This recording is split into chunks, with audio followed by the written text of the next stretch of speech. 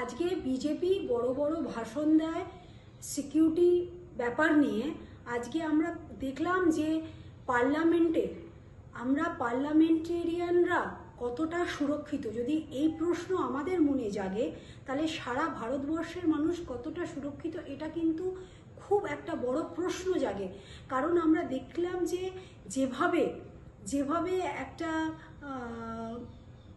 ঘটনা ঘটলো এবং যে পাস ইস্যু করেছিল তিনিও কিন্তু বিজেপির সাংসদ প্রতাপ সিমা, তিনি মাইসুর থেকে সাংসদ। তাহলে আজকে আমাদের সাংসদ মহুয়া মৈত্রর একটা শুধু লগ ইন পাসওয়ার্ডের জন্য তাকে এক্সপেল করা হলো।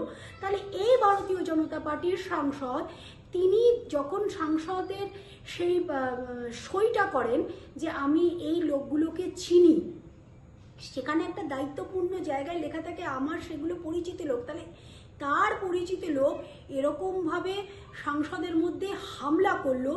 এতগুলো সাংসদ উপস্থিত ছিল, যেখানে 0 আওয়ার চলছিল, গুরুত্বপূর্ণ বিষয় নিয়ে আলোচনা হচ্ছিল। আজকে আমরা কতটা সুরক্ষিত দেশের মানুষ জানতে চাই। বিভিন্ন বিরোধী যারা দলের সাংসদ আছে তাদের কোনো না কোনোভাবে এক্সপেল করা হচ্ছে।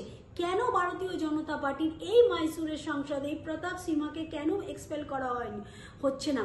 এটাতে বোঝা যাচ্ছে যে আমরা দেশবাসীরা কতটা সুরক্ষিত।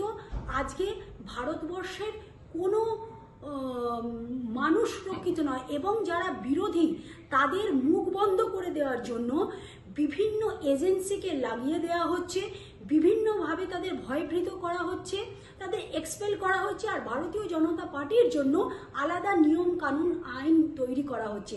আজকে এইটার জন্য সারা দেশ, সারা ভারতবর্ষ এর জবাব চাইছে যে এত বড় সিকিউরিটি ল্যাপস কি করে ঘটলো, কিভাবে ওই ধরনের রাসায়নিক এবং বোম নিয়ে তারা পার্লামেন্টের মধ্যে ঢুকে পড়লো। আমরা এর প্রশ্ন চাইছি জানতে।